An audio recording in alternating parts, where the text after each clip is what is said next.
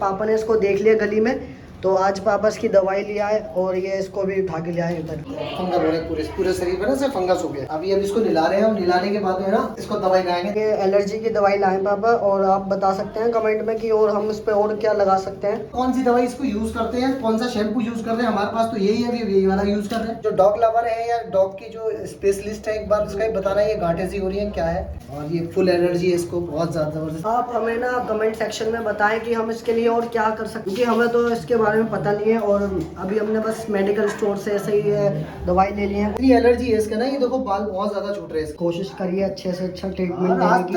निला दिया तो अभी हम इसको हेयर ड्राई दे रहे हैं, मतलब व्हाट डू यू से राजा बाबू बन गया। जो दवाई लाए थे वो लगा रहे हैं, मतलब ये कुछ लोशन टाइप में है। एलर्जी